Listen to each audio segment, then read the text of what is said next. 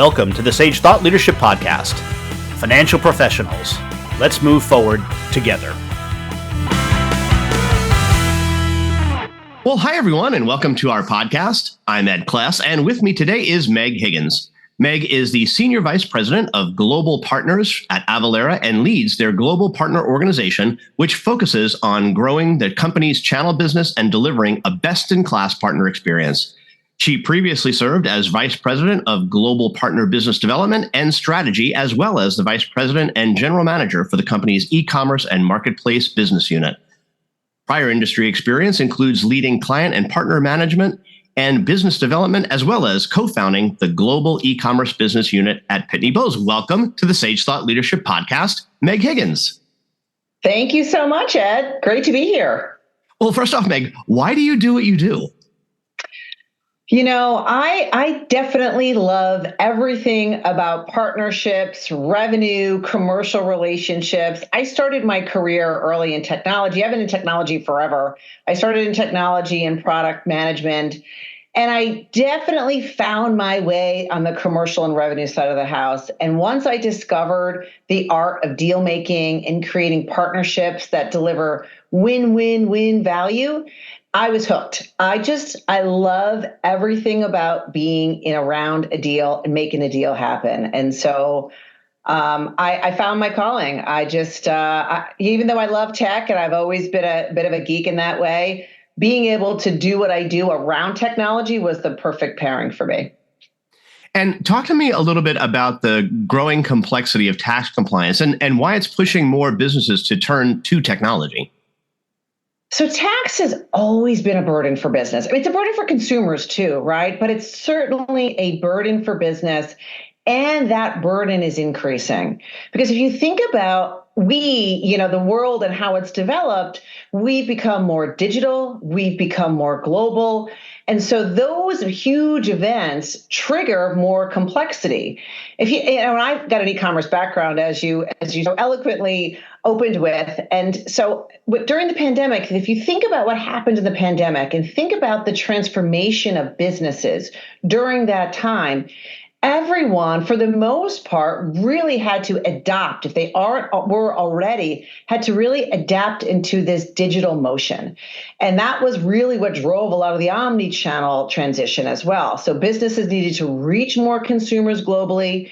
They were open to expanding their business digitally, and even if they were already on the web.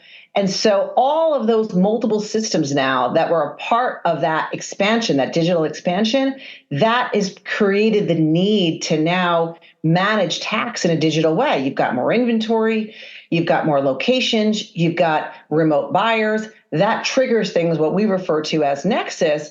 But that is what's really opened up even more tax complexity. So that's one. So that's one sort of component to it, which is just the onset of the digital boom and all of the, now that businesses are operating more digitally with more remote access, that's triggering the need for more tax complexity to be solved for them. The second is global. So certainly once you're available for business online, you're essentially available for business globally as well. And for you to be able to reach those consumers and service those consumers and then make sure that you are compliant doing that, that's triggering another onset of tax compliance requirements for businesses. So one of the examples that we're starting to see, it's a huge trend now in the industry, is around e-invoicing. And so e-invoicing essentially is a requirement that's mandated now over in Europe. These mandates are starting to roll out. And so if you are a business that's operating in multiple geographies, you'll start to see these mandates affect your company. And it will, it's just a matter of time, it will start to make its way to the US as well. And so what that really means is that you as a business have to submit a digital invoice with those transactions in a government regulated format, and at the same time that tax is also remitted. And so those two things have to match. They have a copy of your invoice, and they're expecting the tax remittance to match those copies of those invoices. And so that is a massive investment and a massive wave of requirements that's affecting Europe, and that will continue to roll out here over the next several years. So it's a wonderful sort of tailwind to some degree for our business, but it's more headwinds for businesses that we work with. And that's what really is, between digital, between global requirements, and then between trying to make sure all of your systems are synchronized, that continues to be the burden around tax compliance that we're seeing. So I guess I would summarize in three dimensions here. One is, why would business? We have this saying here that within Avalara, we say, doing manual tax compliance in a digital world is just simply absurd. And so why is that? So first, businesses, there's just no way that they can simplify and do this manually, given everything I just described around the growing complexity of tax. The second is, doing it manually versus doing it digitally is so time consuming and cost prohibitive, and not to mention error prone as well. So we know, we've commissioned multiple studies here, we know that businesses will save time and money if you just adapt a technology solution. It's pretty basic, but it is definitely proven that you can show the ROI on that. And then thirdly, you need this increased visibility, the increased visibility around all of what's happening in your now more complex business, to be able to bring that together, aggregate that, and allow tax automation to do that for you at scale. So that's in essence a summary there for you, Ed. It's interesting because the complexity itself is a tax, right? So if you're adding complexity to tax, it's tax on a tax. So it's a double burden. And I can give you a personal story about this, in that my zip code is in 2 counties in Texas. And so fortunately, the tax amount is the same in both, but the counties want their share. And if it's incorrect from an address perspective, the wrong county gets the tax on my thing. So there's a great example. There you go. Great example. And that is not a unique use case, by the way. We have over 14,000 tax jurisdictions in the U.S. alone. And it's incredibly complicated. And so and I can imagine, like what you just said, that happens all the time to businesses. And as your business grows and becomes, multiple locations, physical locations, digital locations, it's crazy. I meet with a lot of customers, and it's overwhelming at times too. I really feel for small businesses that are trying to figure this out without technology. So that would be my advice, is certainly look into that.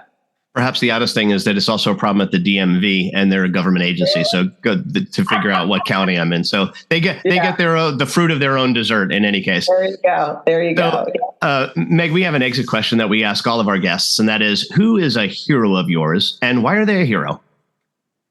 So it's funny, you mentioned this question here, and the first thing that comes to mind is actually Ray Dalio. And Ray Dalio, he's a hedge fund investor. He started Bridgewater, but I follow him because he looks at his life and everything that he's learned as lessons. And he's so fascinating. I've read some of his books. I listened to his podcast. I follow his Principles app. And so he looks at the world as one big history lesson. And he looks at his experience as one big lesson that he wants to share. That's his gift of giving back to the world, that he has learned all these things. And he's really gratuitous around sharing everything that he has and he's learned.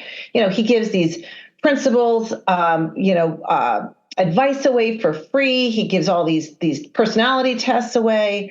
And I love his approach. I love his approach that he's so successful, but he really wants to share his knowledge and make sure that other people understand that you too can be successful if you just plug into all of the signs and lessons that he has been able to pick up over his tenure. I mean, he's in his 70s now, but I just find it fascinating. So he's my hero of the day, I suppose.